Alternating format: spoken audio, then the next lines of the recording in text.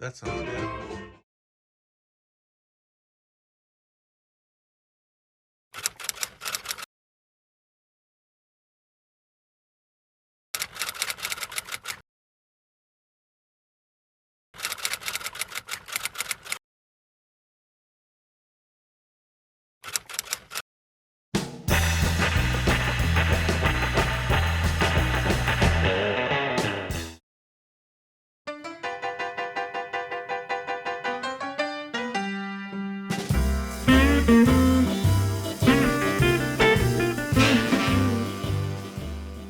So my process for songwriting is pretty haphazard. I have no real process other than I like people. I love going different places. I love reading. I love watching movies. I love listening to radio. I love interviews, documentaries, podcasts, conversations, watching people.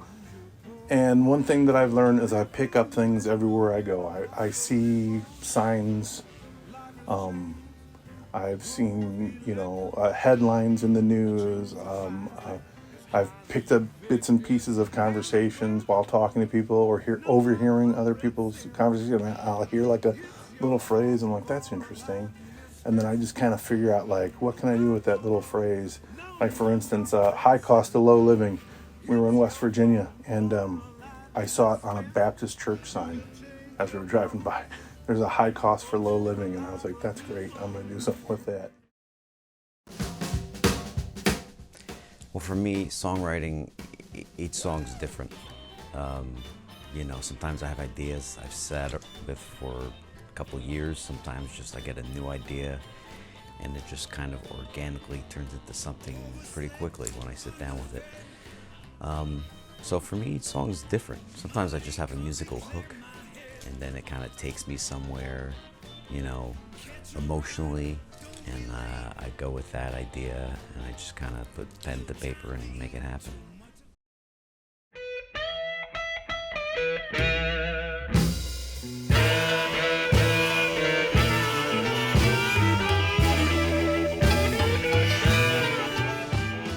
Well, Lucky Guy, especially for me, was a completely different situation because I wasn't living in the United States when we recorded, and I just had joined Nick's band for a few shows before the recording. So the gear wasn't mine, and there was a lot of new things that I wasn't used to. And also, we recorded in California, and I do believe when you record in a different location, you tend to do things a little rushed.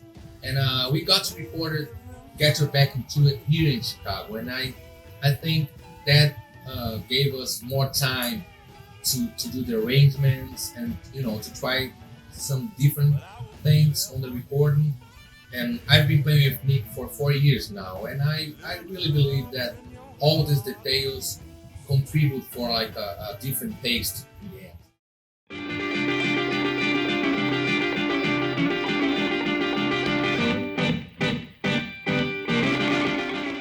I love the recording process. It's very different than performing live, but I try to make it as similar as possible as far as where I'm going and mentally the state that I'm in. I try to just kind of get in the same zone as if I'm performing just in the studio, whether I have headphones or in a separate room or not. To me, it's all about being in that zone.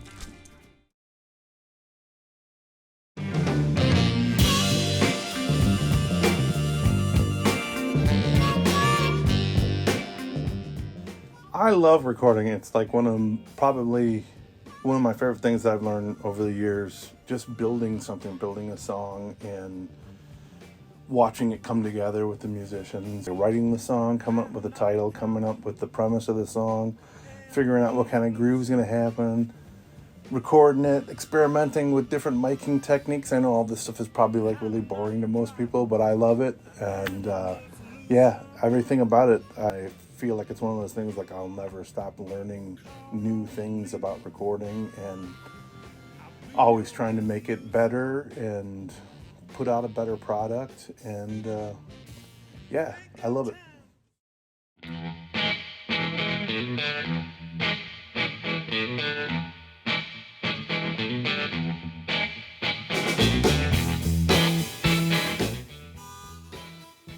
Yeah, I had a great time, and I think producing this album with Nick was something that naturally happened because we were doing some shows as a trio here in Chicago once Nick, Pierce, and myself are based in here.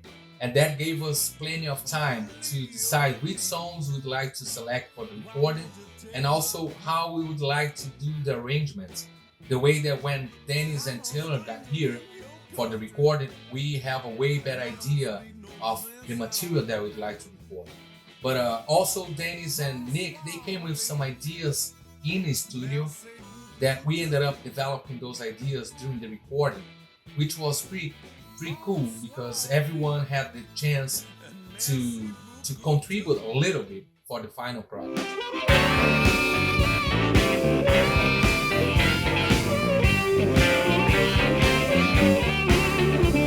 Now when you're slinging mud, rolling makes you lose ground.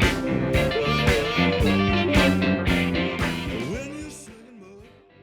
Well, I really love the gear, and for me, the playing is obviously in the song is the most important, but I just love different sounds and textures, and I always try to use gear that fits the mood or the sonic personality of the song, or it could even just match a particular register or higher or lower key harps or chromatic versus diatonic. Certain microphones or amps will bring out different tonal qualities that I feel will just match the mood of the song better.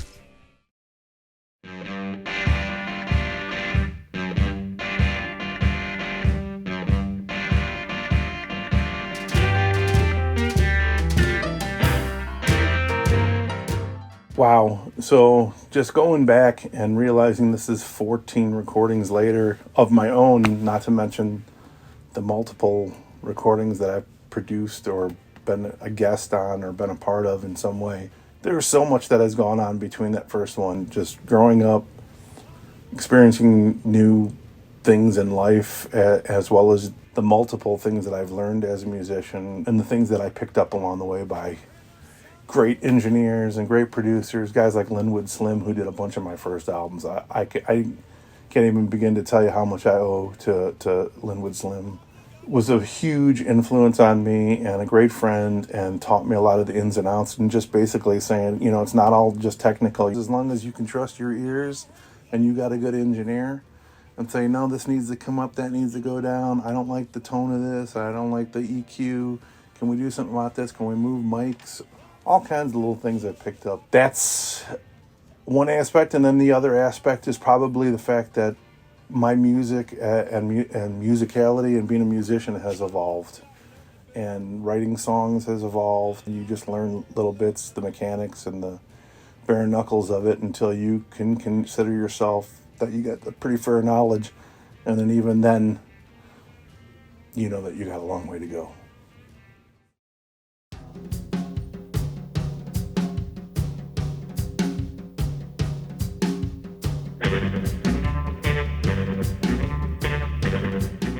Anytime I get to record in my own studio is great. I've done many recordings here, so I'm very comfortable, and we have plenty of room. There's beds and couches and futons and a shower and bath down here, and the guys all get along. We have a great time. I surround myself with guys, musicians that I know I'm going to get along with and have a good time with. And even when we don't have a good time, even when there's like minor arguments, to me it's just family, and I love it. It's just like being on the road. I love being on the road. I love the camaraderie. I love the process of making music and figuring things out. And these guys, they knocked it out of the park. I got a young drummer, Pierce Downer, who is only a year into this band when he started recording with us. Actually, less than a year into the band when he recorded. 21 years old, loves this music. He's only going to get better. And I can't wait to see his progress and growth over the years. In the next 5 or 10 years, people are going to be talking about him as one of the best in the business. And then we had Taylor Strife, came all the way up from St. Louis. Haven't seen Taylor in 3 years because of COVID. And Taylor killed it. I knew he was going to kill it, like he always did. And then we had the great sax Gordon Beetle. I mean, that guy is a national treasure as far as I'm concerned. There's no one better. I mean, I love some of the great saxophone players out there today that are playing.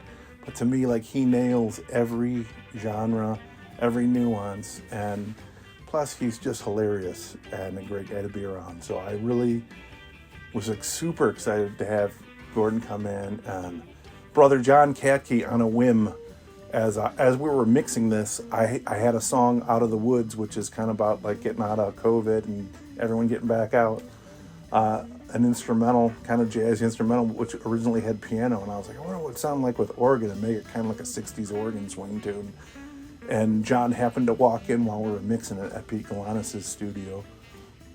And I said, John, do you have time to put an organ part down? And he's like, yeah. So we did that in like 15 minutes. And he killed it, just like made that song like jump out.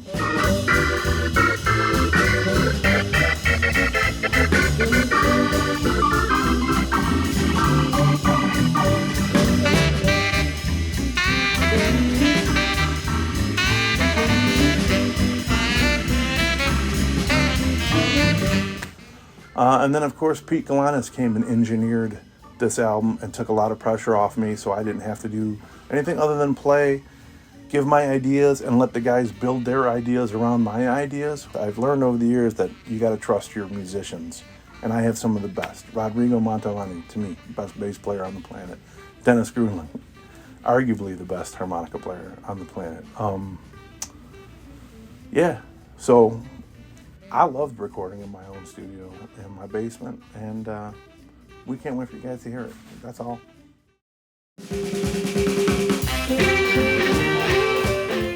What was it like being cramped with the guys in the basement in the studio? Well, if you're used to touring with the band in the van, you got more space than you do in the van. I like it. It's fun. And I just kind of keep my mind, in the zone for performing and presenting the songs I want to present it. Whether I'm in a basement or, a bigger recording hall or a gig or whatever, for me it's always kind of being present in the moment, being in the zone. And of course it's fun with the guys.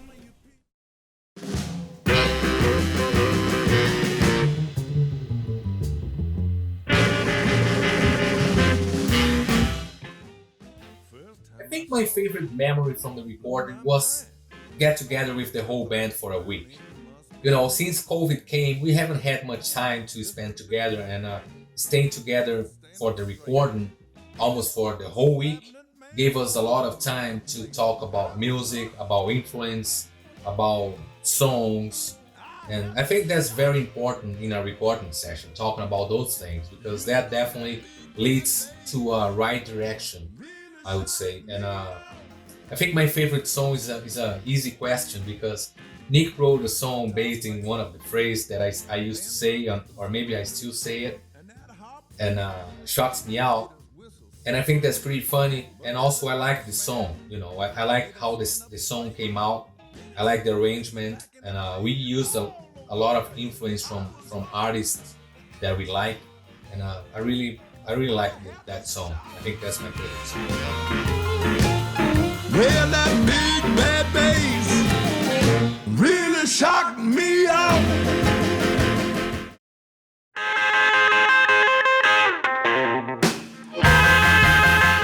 This album in particular, with COVID and everything shutting down for that period of time, not being able to get together with Dennis for almost 2 years, having a change in the band with a few members, the thought that, when are we going to get back out there and play? And I was chomping at the bit.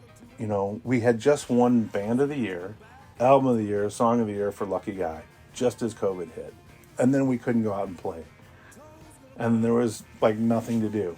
I was writing a lot of material. This is probably one of the first times I've really written a lot of material beforehand, with the intent and purpose that I was going to record at some point soon. I was super excited. I couldn't wait to do this.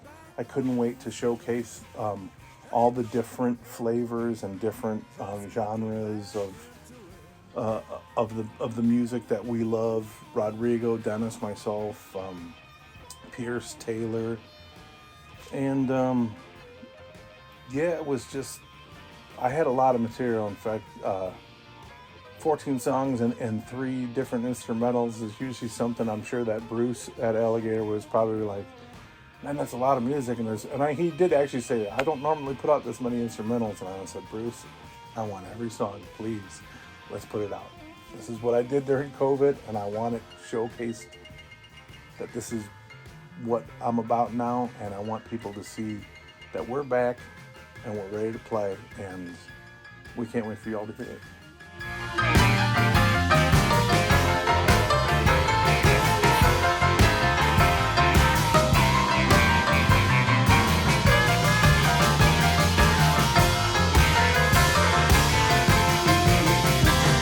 I guess we all got lucky because we ended up doing something that we loved.